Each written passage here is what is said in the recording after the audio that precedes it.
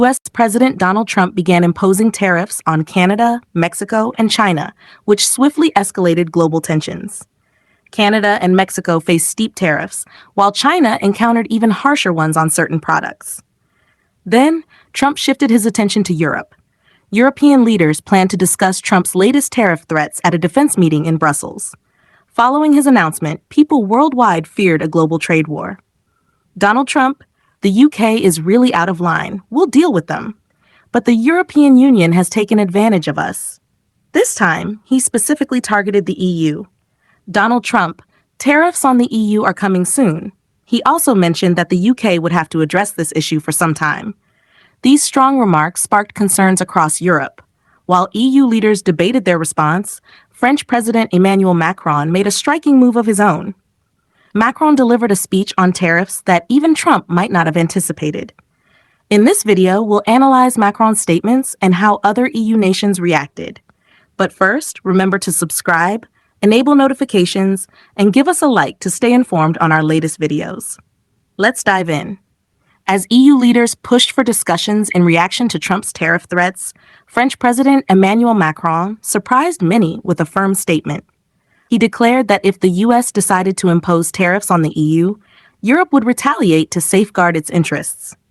Emmanuel Macron, at the informal EU Defense Summit in Brussels, stated that if the U.S. increased trade pressure, Europe must remain firm and demand respect, which required decisive action. Emmanuel Macron urged Europe to unite and respond collectively to global trade issues. Emmanuel Macron emphasized that Europe should strengthen its industry and technology sectors, increase defense investments, and implement smart economic strategies to reduce reliance on foreign nations. He also proposed a plan: allocate more public and private funding, reform the European Investment Bank, and prioritize purchasing from European businesses. Emmanuel Macron called on EU nations to align with France's efforts in expanding defense investments, stressing the need for European collaboration in vital sectors. Many interpreted Macron's remarks as a direct warning to Trump, signaling that Europe would not remain passive in a trade dispute. In summary, Macron was already preparing for a potential confrontation with Trump in the U.S. France's Industry Minister Marc Fesneau stated that any trade discussions with the U.S. must include a fair balance of power. He argued that Europe's response should be firm, targeting key American products. France's central bank governor, François Villeroy de Galhau, criticized Trump's tariffs as extreme and cautioned that they would heighten economic instability.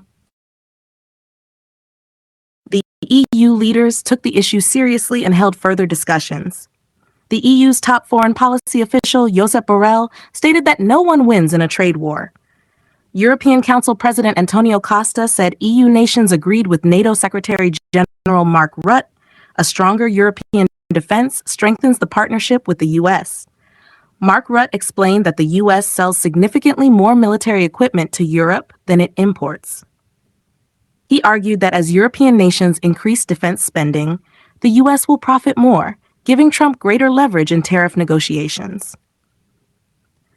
Many EU countries backed Macron's stance and believed the EU should take a firmer stand against U.S. tariffs.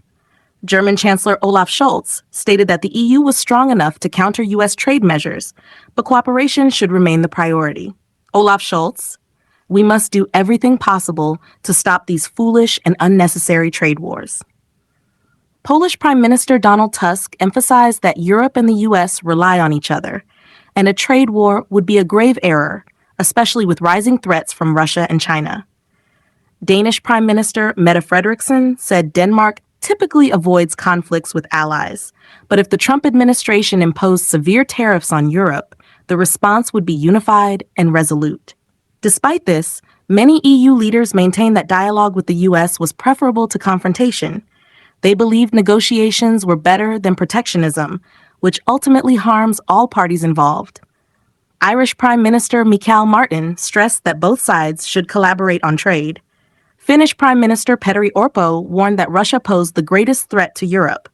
"We don't just need a banking union," he said. "We also need a defense union." Luxembourg's Prime Minister Luc Frieden stated that tariffs should be addressed, but acknowledged that they are never beneficial. Spain's economy minister Carlos Cuerpo affirmed Europe's commitment to open trade, but insisted, "We won't be naive. We'll protect our businesses to ensure fair competition."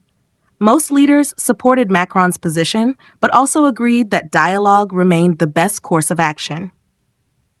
Macron has recently been the most outspoken EU leader opposing Trump's tariff policies. If Trump proceeds with additional tariffs instead of negotiating with France, the future of U.S.-France relations could be at risk. Even before the tariffs, tensions between the two nations had already begun escalating. Problems arose when Trump, in his second term, withdrew the U.S. from both the Paris Climate Agreement and the World Health Organization. These moves signaled worsening relations between the U.S. and France. Historically, the U.S. and France had maintained strong ties, particularly when Nicolas Sarkozy became France's president in 2007. He was dubbed the American Sarkozy and embraced the nickname. However, after Sarkozy, relations gradually declined. In 2017, Trump attended France's Bastille Day celebrations at Macron's invitation. The following year, in 2018, Macron addressed the U.S. Congress, urging America to rejoin the Paris Agreement and combat climate change. That same year, U.S. Congressman Thomas Massie criticized Macron, labeling him a socialist, militarist, globalist, science alarmist. Later in 2018, Trump publicly mocked Macron over various issues, including nationalism, trade, France's role in World War II, and historical events, and even Macron's approval ratings. This followed Trump's Armistice Day visit to Paris, which was poorly received in both countries. In December 2018, Macron openly criticized Trump's decision to withdraw U.S. troops from Syria. In 2019, France's outgoing ambassador to the U.S. remarked that America, under Trump, was becoming increasingly isolated. Later that year, Macron questioned whether the U.S. was still genuinely committed to Europe. Now, Trump's new decision to impose tariffs on the EU has further strained U.S.-France relations. While their relationship has had its ups and downs, this tariff dispute could be damaging for both nations. To fully grasp the potential impact, we must examine the economic ties between France and the U.S. But before we dive in, if you're someone who seeks not just the what of global news, but the why behind it, our channel is for you. We go beyond the headlines, breaking down power moves, political tensions, and the hidden strategies shaping the world. Whether it's tariffs, treaties, or strategic alliances, we cut through the noise to bring clarity. And if you've made it this far, chances are you value this depth. So go ahead, hit subscribe, turn on notifications, and be part of a growing community that doesn't settle for surface-level insights. Give this video a like if you're here for real talk about real power. Before the tariffs, the U.S. and France shared a strong trade relationship. Following the COVID-19 pandemic, their trade rebounded, even reaching record levels in 2022. However, by 2023, trade between them declined, mainly due to lower energy prices, reduced French drink exports, and a slowdown in cruise travel. Despite the decline, trade remained stronger than pre-pandemic levels, though both sides grew concerned about the future. In 2022, trade in goods between France and the U.S. amounted to 81 billion, down 7 billion euro from the previous year. French customs data revealed a drop in nearly all trade categories, both imports and exports. France maintained a trade surplus of 2.1 billion euros, meaning it sold more than it bought. Meanwhile, trade in services rose by approximately 8%, reaching 54 billion. France imported 31 billion euros in services and exported 23 billion euro in goods to the U.S. In both sectors, the U.S. remained one of France's top 5 trading partners. After 4 years of surpluses, France's trade balance with the U.S. shifted to a slight deficit in 2022, around 0.4 billion. France's primary exports to the U.S. included airplanes, pharmaceuticals, and beverages. However, exports declined, particularly in beverages, which dropped by over 1 billion euros, 24%. Other sectors that saw declines included cruise ships and pharmaceuticals. On the other hand, exports of wind turbines increased, as did sales of machinery and tools, ranking just behind cosmetics and perfumes. While trade between France and the U.S. had fluctuations, it remained largely stable and mutually beneficial. But Trump's new tariffs could introduce fresh challenges, potentially pushing France to seek alternative trade partners. This leads to a crucial question. if France moves away from the US, who might it turn to instead? Over recent years, France has been strengthening ties with China. High-level meetings, new trade agreements, and growing cooperation have reshaped their relationship. A significant milestone came in April 2023 when Macron visited Beijing. During the trip, France and China signed new agreements, signaling a readiness for deeper collaboration. They also pledged to address global challenges and promote diplomatic solutions, particularly concerning the war in Ukraine. Following that meeting, China's President Xi Jinping expressed appreciation for the strengthened economic ties. Additional deals soon followed, with both sides discussing the benefits of closer cooperation. In May 2024, Xi visited Macron in southern France. Their talks covered various global issues, and they agreed to expand their relationship, not just between France and China, but also between China and the broader EU. Macron emphasized Europe's need to maintain independence while engaging with China, while Xi underscored China's commitment to unity and its interest in sharing culture and values with France. Together, their countries have shown a commitment to strengthening ties and promoting global stability.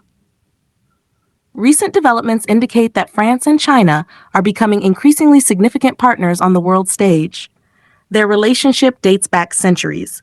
During the 1600s and 1700s, France was deeply involved in trade with China. However, tensions arose in the mid-1900s when France formally recognized Taiwan, prompting China to sever diplomatic relations. In 1964, France and China reconciled and resumed cooperation. Since then, they have signed numerous agreements and developed a closer partnership despite their differing political systems. In recent years, these differences have become less of a barrier. A key moment came in 2014 with the launch of the Franco-Chinese Strategic Alliance, aimed at expanding trade, business, education, and cultural exchanges. Then, in 2015, both nations issued a joint statement on climate change, demonstrating their shared commitment to combating global warming and fostering sustainability. This collaboration played a crucial role in paving the way for the Paris Climate Agreement. Since taking office in 2017, Emmanuel Macron has prioritized strengthening economic and cultural ties with China. He views China as essential to France's growth and global influence. During his first visit to China in 2018, Macron secured agreements on nuclear energy, agriculture, and tourism. He also urged China to open its markets and address trade imbalances.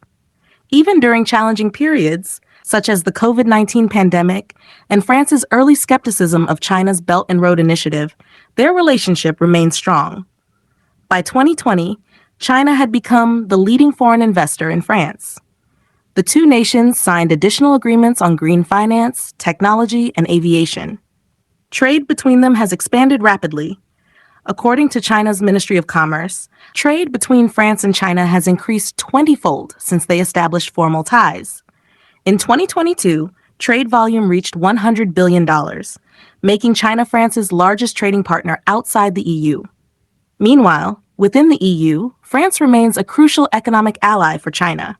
France's trade deficit with China, meaning it imports more than it exports, grew from 30 billion euro in 2021 to 39 billion in 2022, highlighting France's rising purchases of Chinese goods.